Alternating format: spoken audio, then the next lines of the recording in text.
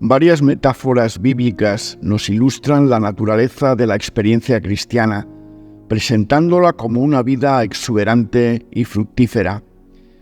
La palabra de Dios incomoda, hay que reconocerlo, porque siempre nos desafía a cosas que no son para nosotros fáciles. El salmista afirmó que el creyente es como árbol plantado junto a arroyo de aguas, que da su fruto a su tiempo y su hoja no cae. Salmo 1:3. El Evangelio de Juan mismo, en el capítulo 7 y 38, en palabras del Señor, dice, refiriéndose a sus seguidores, el que cree en mí, de su interior correrán ríos de agua viva.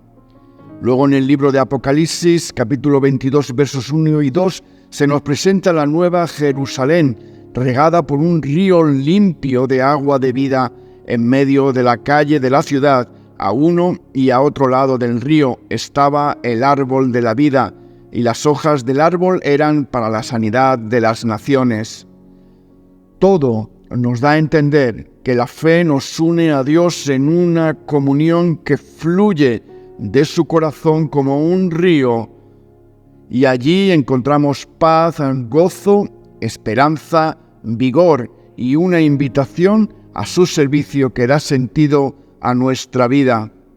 Cuando vivimos esta experiencia entendemos el significado espiritual del agua y damos gracias a Dios por sus efectos, pero no siempre vivimos junto a arroyo de aguas. De vez en cuando o con frecuencia pasamos la experiencia de la sequía espiritual.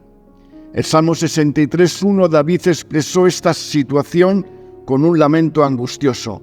Mi alma tiene sed de ti, y mi carne te anhela, en tierra seca y árida, donde no hay aguas. Si terrible es una sequía física duradera, más lo es una sequía espiritual.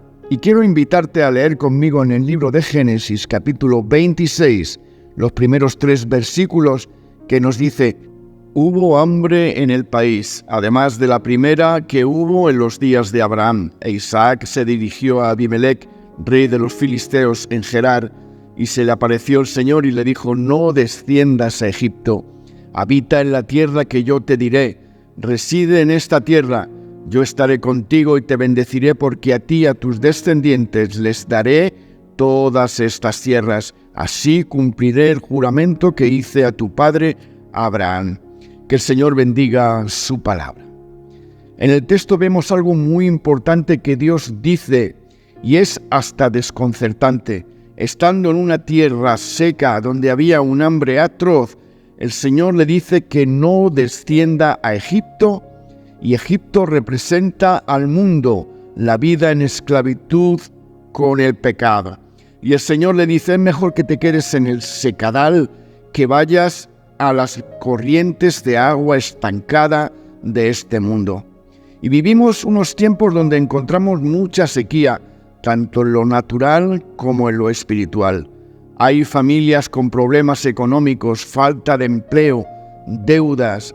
También familias con personas desanimadas, tristes, deprimidas, sin gozo, sin paz, sin esperanza en su corazón, apáticos, de entre los cuales también los cristianos. Personas que leen la Biblia, pero esta no les dice nada y la vuelven a cerrar con una mueca en su rostro. Ora, pero la oración ha perdido fervor, ha degenerado en rutina fría. Se tiene la impresión de que no sube más allá del techo, y esto nos desanima.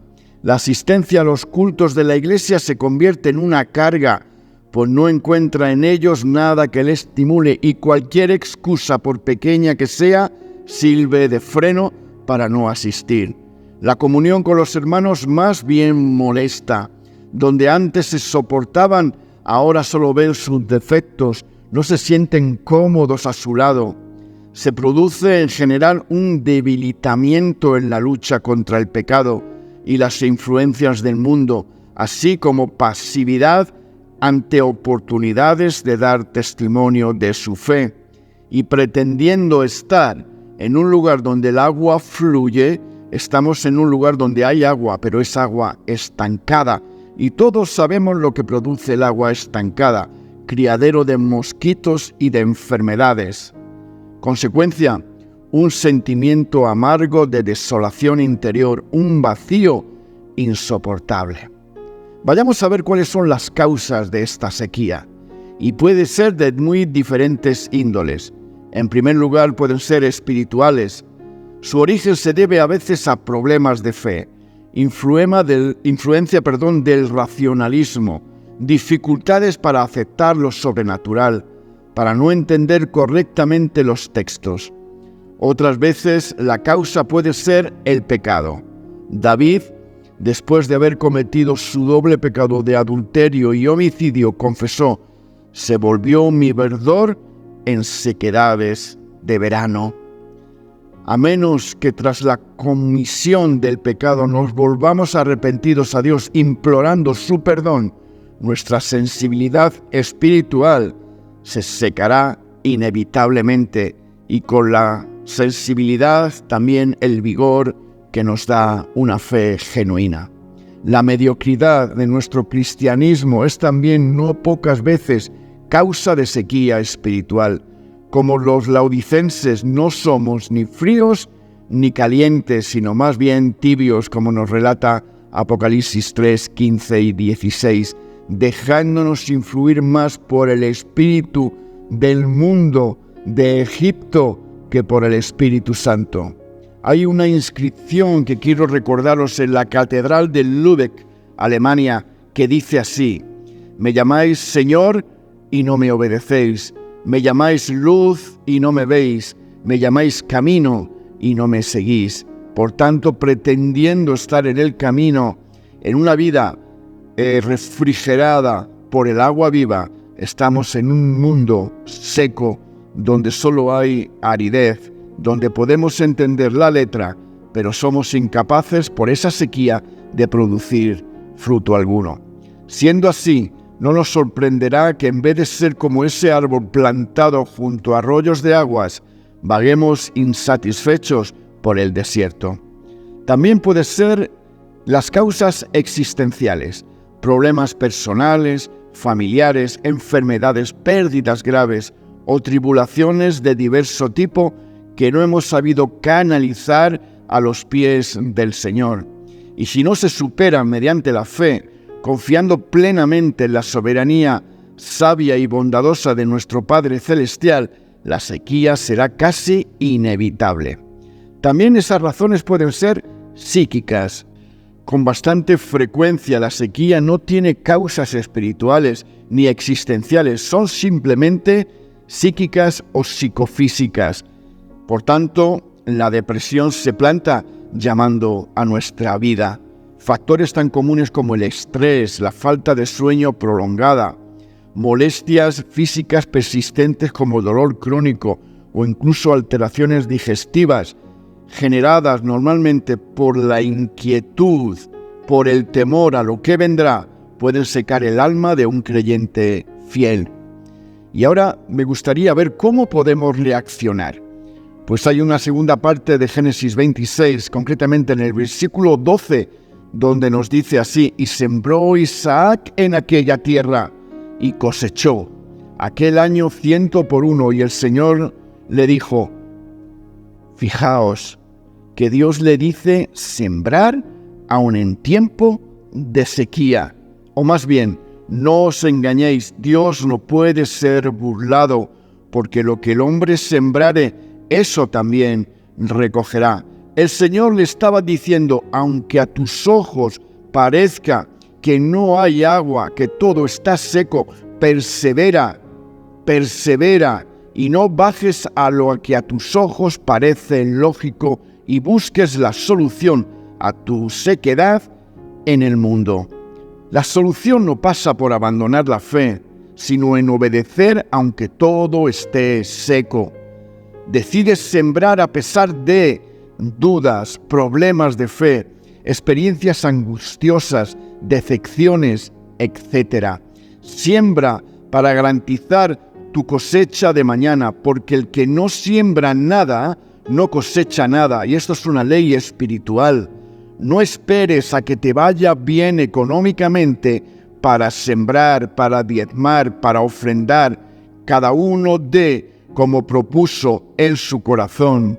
Dios quiere que nuestra fe se active cuando empieces a ver la nube pequeña que viene del mar en medio del tiempo de sequía, tanto en lo material como en lo espiritual. Marcos 12, 43 al 44 nos recuerda esto, que las pequeñas gotas atraen la lluvia. Mira la actitud de esa viuda. Y dice así el mismo Señor: porque todos han echado lo que les sobra, pero ésta de su pobreza echó todo lo que tenía, todo su sustento.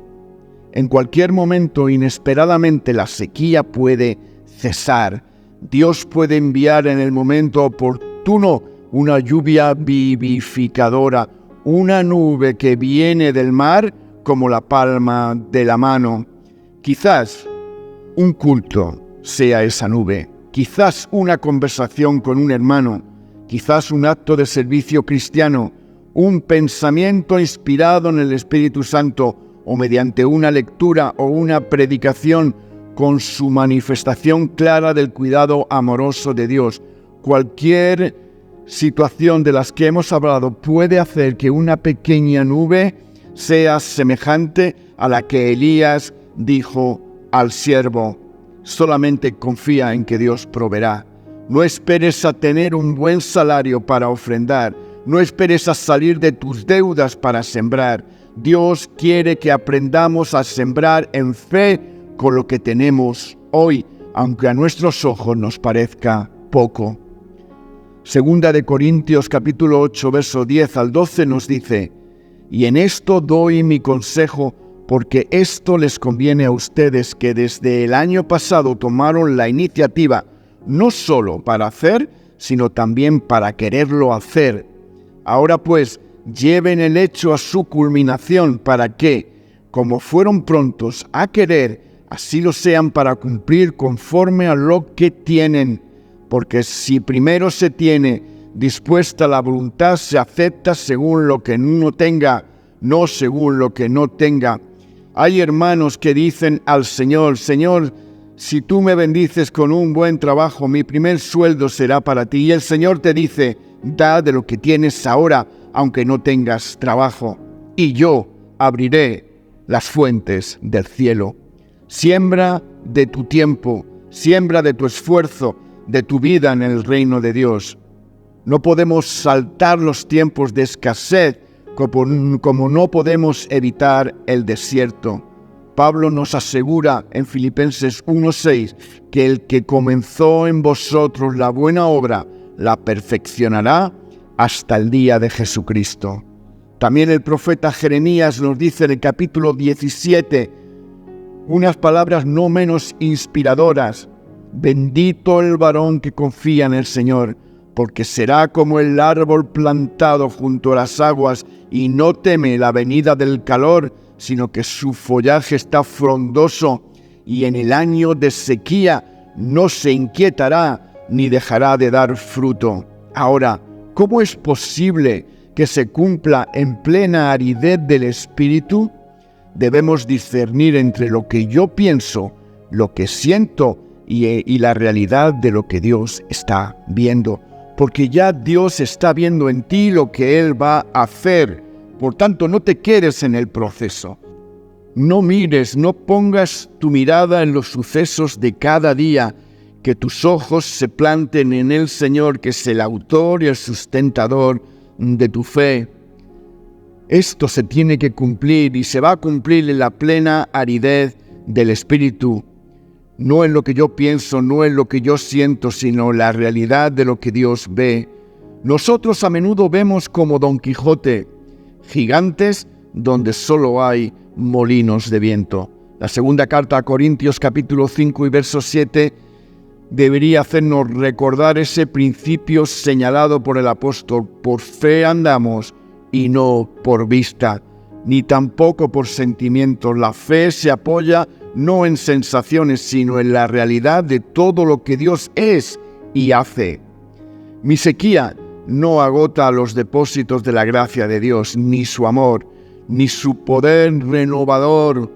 Él transforma el desierto en estanques de aguas y la tierra seca en manantiales, nos dice el Salmo 107:35.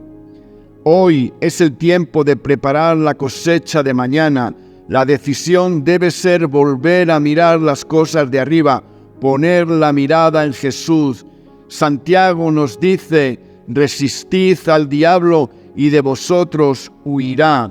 Y aprovechando este texto, quiero recordaros que hay una torre en Constanza, en Francia, donde aquellos creyentes hugonotes, que eran aquellos protestantes del siglo XV, que fueron masacrados por su fe, donde sufrieron y murieron por esa fe, y todavía hoy, siglos después, puede leerse una palabra impresionante grabada en una piedra, no sabemos por quién, pero sin duda por alguien que estaba plantado junto a aguas de refresco. Y dice: resistid.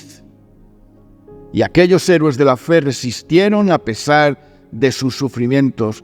La resistencia debemos también mantenerla sin abandonar ninguna de nuestras defensas, sembrando en fe en tierra seca, donde hay hambre, donde nos parece que no va a germinar nada, en vez de ir a la seguridad de este mundo. La lectura de la Biblia, la oración, la asistencia a los cultos, una conducta cristiana acorde a lo que tú crees, compromiso de una vida de servicio activará que esa nube se convierta en un torrente de aguas. David afirmó que el creyente es como árbol plantado junto a las corrientes de las aguas, que da su fruto a su tiempo y su hoja no cae. Salmo 1:3. Los médicos nos recomiendan beber entre 1 litro y 1,5 litros de agua. No nos pide beber refresco ni otras bebidas, porque el agua lleva todos los nutrientes que necesitamos. Y el Señor nos dice: ¿quieres que tu vida fructifique? Bebe del agua que salta para vida eterna, y no bebas otros sucedáneos que quieran aparentar la palabra de Dios, otras Coca-Colas de este mundo. Y volverán los días en que diremos como Isaías: he aquí, Dios es mi salvación, confiaré y no temeré, porque mi fortaleza y mi canción es el Señor, quien ha venido a ser salvación. Y si es así, con gozo sacaremos aguas de las fuentes de salvación. Isaías 12, versículos 2 y 3. Y este texto me da pie a este comentario para concluir. En el último día de la fiesta de la Pascua, el sacerdote traía en una copa de oro agua del estanque de Siloé, que brotaba bajo la montaña del templo, y lo vertía sobre el altar, cantando estas palabras del profeta: sacaréis con gozo aguas de la fuente de salvación. Y lo curioso es que ese último día de la Pascua, Jesús observaba y, puesto en pie, dijo: si alguno tiene sed, venga a mí y beba. El que cree en mí, como dijo la Escritura, de su vientre, de sus entrañas, de su interior, fluirán ríos de agua viva. Ese agua no se ve, ese agua se percibe, ese agua se da. Y que tengamos el valor, la valentía para ponernos frente a las corrientes de este mundo, habituadas a la tradición, para decir que el gozo de nuestra agua y la fuente de nuestra salvación está en Cristo. Por eso el Señor nos recomienda que pongamos nuestra mirada y nuestros ojos sobre Él, porque si alguno de nosotros estamos secos, por tanto tenemos sed, que se nos pega la lengua espiritual al paladar, venga a mí y beba. Beba aunque no vea el agua, porque el que cree en Él, como dice la Escritura en Juan 7:37 al 38, de su interior, de sus entrañas, correrán ríos de agua viva, que nada ni nadie podrá secar. Que el Señor te guarde y te bendiga. Mucho ánimo, que aunque no veas, haz lo que debas para que la pequeña nube, como la palma de una mano, descargue agua sin fin para tu vida. Amén y amén.